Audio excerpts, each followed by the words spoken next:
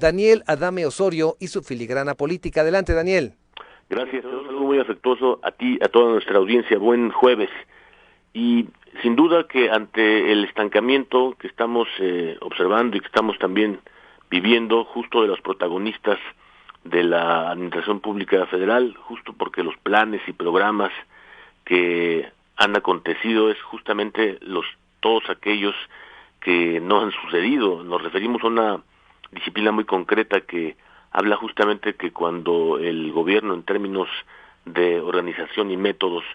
no tiene capacidad de hacer, se llama justo una capacidad de no hacer. Ante ese vacío, lo que ha puesto en la mesa es anticipar en toda la lógica del sistema político mexicano. El presidente ha puesto con toda anticipación el proceso de la sucesión presidencial justamente como un proceso que no solamente anticipe, lo cual le es muy útil para construir su futuro, sino que busque reemplazar precisamente ese vacío que acontece en torno a las áreas, a las dependencias, a las entidades de la propia administración suya. Y bajo esa perspectiva tenemos que observar que hay, digamos, muchos focos de atención que precisamente a la luz de ese vacío administrativo y de esa construcción política se han estado generando y todos los días se están construyendo. Por ejemplo, si nosotros vemos que toda la inconformidad que se ha suscitado en torno al sistema de partidos en términos generales, desde luego que no es nuevo, porque lo hemos visto básicamente desde hace algunos años, digamos 3 lustros para acá, en México concretamente del año 2000 a nuestros días, cuando vimos que los partidos en general se han acercado tanto en torno a sus programas, a sus líneas políticas, a sus identidades, me refiero a sus ideologías, que básicamente han estado dispuestos a sobrevivir y han hecho justamente, en el caso mexicano, el fenómeno de las coaliciones justamente para garantizar su propia sobrevivencia. Los partidos, al parecerse de un modo tan extremo, las coaliciones les permiten ser justamente el último recurso antes del colapso de esos partidos. Y yo creo que en el caso que nos acontece ahora mismo, en torno, por ejemplo, a lo que estamos observando de esa anticipación sucesoria, vemos, por ejemplo, que básicamente todos los esfuerzos que puedan dirigirse en torno a la coalición de gobernante, la de Morena, están, digamos, dirigidos a que los grupos necesariamente tendrán una consecuencia, si no inmediata, sí de largo plazo, digamos, de aquí al proceso mismo de la designación de un candidato presidencial, que será justamente su división, precisamente porque toda esa crispación de los grupos internos va a generarlo. Es decir, que ninguno de ellos, de los punteros que ha puesto en la mesa el presidente y también los que no ha puesto, han, digamos, favorecido la idea de que su única posibilidad de aumentar de manera significativa sus puntos más allá de sus propias personalidades, que ninguna es arrolladora como la del propio presidente digamos, en términos electorales, justo es apuntarse por la vía sí, solo sí, de Morena, pero esa crispación va a generar precisamente esa división, y lo hemos visto no únicamente hoy, en la historia nos ha quedado muy claro que no es un fenómeno nuevo la división de la izquierda, lo hemos visto históricamente. La izquierda siempre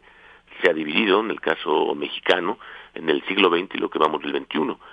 Básicamente, pensemos, por ejemplo, en el escenario que es, digamos, probable o muy probable de que cuando veamos que no alcanza a cristalizarse esa forma de alianza que busque Morena de cara al 2024,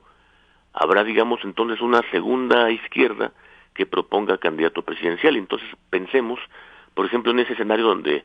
otra candidatura de izquierda, por ejemplo, le proponga 5 puntos, 7 puntos, 8 puntos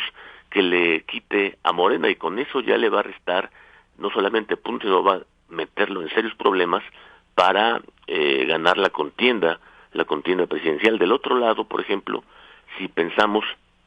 en términos digamos, pragmáticos, también las oposiciones requieren, justamente por esa debilidad de la que hablamos para el caso de Morena, los partidos, también aplica para ellos. digamos, ellos buscarían todas las oposiciones, o ese es lo que pensaría, digamos, la lógica más elemental, en donde lo más importante para ganar, digamos,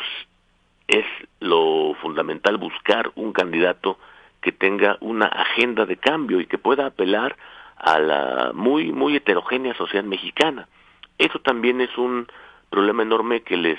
acontece a ellos mismos, porque están suponiendo que entre sus propios dirigentes o depositarios de cargos públicos o gobernantes está, digamos, la respuesta, y en ninguno de esos lugares está la respuesta, porque deben justamente voltear hacia la realidad y observar que todo este fenómeno que estamos observando, de esa crispación, de la inconformidad ya generalizada que hay de ciudadanos concretos con la economía, con la política, con el comportamiento de los actores y también de sus partidos, de sus coaliciones, está ubicada justamente en torno a que el gobierno no solamente no les ha funcionado, sino que les ha afectado en su vida digamos, del día con día, y también las oposiciones no sienten, los propios ciudadanos, que sea, digamos, útil para volver con ellos. Por tanto, hay que observar que la parte más lógica del actuar ciudadano estaría para no replicar un gobierno de esa coalición encabezada por Morena, justamente tener a oposiciones que tengan por sentido una agenda de cambio, que la construyan, porque para empezar, hoy día no la tienen. Y alrededor de ello, lo más importante es que nos quede claro a todos, y básicamente a los actores protagonistas, a los partidos concretamente, y sus probables prospectos, que este fenómeno no es el de la inconformidad generalizada que hay en torno a todo el manejo de la política gubernamental, de la economía y de la política. No es una inconformidad, digamos, que surja de una expresión política, es una expresión social que está apelando a la parte más heterogénea de ese sentido de sobrevivencia de la propia sociedad. Así que lo más interesante va a ser observar, digamos, no solamente la división de la izquierda y los desacuerdos de las oposiciones, sino cómo se puede cristalizar esa expresión social para beneficio de una vez por todas, beneficio de todo el país, Teodoro.